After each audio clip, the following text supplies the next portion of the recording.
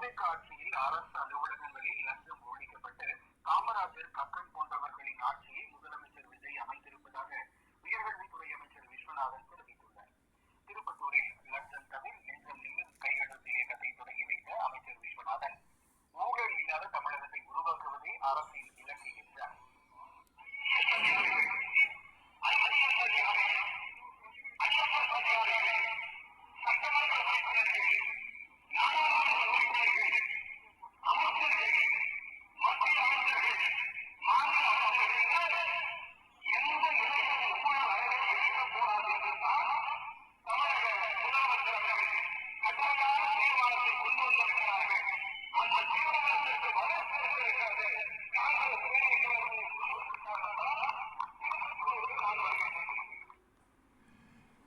தொகுதி மறுவரைவு மசோதாவை அனைத்து அரசியல் கட்சிகளும் வரவேற்க வேண்டும் என புதிய தமிழகம் கட்சித் தலைவர் கிருஷ்ணசாமி கேட்டுக் கொண்டுள்ளார்.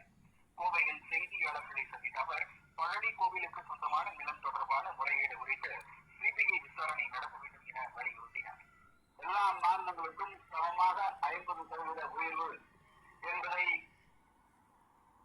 மனதிலே வைத்து இப்பொழுது அந்த திருத்த மசோதா மீண்டும் தாக்கல் செய்யப்படவிருக்கிறது. அந்த அடிப்படையில இப்பொழுது தமிழ்நாட்டில் 39 நாடாளுமன்ற தொகுதிகள் இருக்கிறத நமக்கு 50% உயர்வு என்று இருக்கின்ற பொழுது 39 59 மாறும். எனவே அதனால் தமிழ்நாட்டினுடைய பிரதமரும் முதலமைச்சரும் குறைந்து விடாது, அதே போல அரசியலின் முக்கியத்துவமும் குறைந்து விடாது என்று நான் கருதுகிறேன். எனவே தமிழ்நாட்டிற்குரிய அரசியல் கட்சிகள் குறிப்பாக இருந்து அதிகமாக நாடாளுமன்ற உறுப்பினருடைய எண்ணிக்கை வைத்திருக்கக்கூடிய திமுக கூட்டணி கட்சிகள் இந்த மசோதாவுக்கு ஆதரவு அளிப்பது சரியானது என்று நான் கருதுகிறேன். தமிழ்நாடு கர்நாடகா இடையே தினந்தோறும் நீர் பங்கீடு என்ற வகையில் தீர்ப்பு வழங்கப்பட்டிருந்தார். மேகதாது அணை பிரச்சனை வந்திருக்காது என தமிழ்நாடு களி இயக்க ஒருங்கிணைப்பாளர் தங்கசாமி தெரிவித்துள்ளார். கரூரில் செய்தியாளர்களிடம் பேசியவர், அத்தகைய தீர்ப்பை பெறும் வகையில் உச்சநீதிமன்றத்தில் தமிழக அரசு மறுசீராய்வு மனு தாக்கல் செய்ய வேண்டும் என வலியுறுத்தினார்.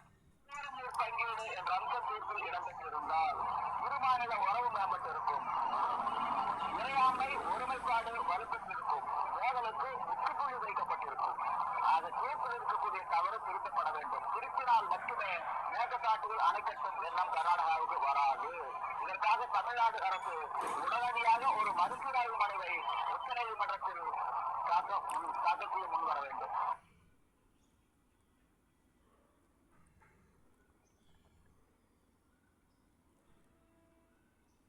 சென்னை வள்ளுவர் கோட்டம் அருகே தேநீர் கடை பெண் ஊழியர்களை மது போதையில் தாக்கிய நபர்களை சிங்கப்பெண் அதிரடி படையினர் கைது செய்தனர். சென்னை நுங்கம்பாக்கம் வள்ளுவர் கோட்டம் அருகே செயல்பட்டு வரும் தனியார் தேநீர் கடையில் 2 இளம்பெண்கள் பணியாற்றி வருகின்றனர். கடைக்கு மது போதையில் வந்த 2 இளைஞர்கள் தகராறில் ஈடுபட்டு அந்த பெண்களை தாக்கியுள்ளனர். அவர்களின் அலறல் சத்தம் கேட்டு வந்த பொதுமக்கள் 2 இளைஞர்களையும் பிடிக்க முயன்ற போது ஒருவர் தப்பி ஓடியுள்ளார். மற்றொருவரை மடக்கி பிடித்துள்ளனர். பிடிபட்ட நபர் பீகார் மாநிலத்தைச் சேர்ந்தவர் என்பது தெரிய வந்துள்ளது. தகவல் அறிந்து வந்த சிங்கப்பெண் அதிரடி படையினர் வட மாநிலத்தவரை காவல் நிலையத்திற்கு அழைத்து சென்று விசாரணை செய்துள்ளனர்.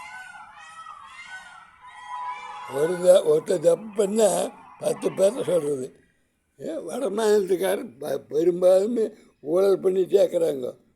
ஆனால் தப்பு பண்ணதை ஒருத்தன் பண்ணுவா, அதுக்கு ரேடியோவில் அத்த செய்தி கொண்டு போய் அவன் பண்ணது செய்தி என்ன அது என்ன செய்தி போடுறீங்கன்னு ஒரு அர்த்தம் வேண்டாம். 100 பேர் கேட்குற மாதிரி செய்தி போடுங்க. அது எங்கே வட மாநிலத்துக்காரன் ஒருத்தன் பண்ணானா அதை எடுத்து உள்ளே போடுறாங்க. அதையுமே சிங்கப்பெண் இப்போ போட்டிருக்காரு. அது பிடிக்கிறாங்க, அது விட்றாங்க, இல்லைன்னு போகிறாங்க. அது செய்தி எடுத்து போட்டால் தான் உங்களுக்கு பெருமையாக. செய்தியே கிடைக்கிறது இல்லை. வணக்கம் குடிநீர் பணியாளர் சங்கம்.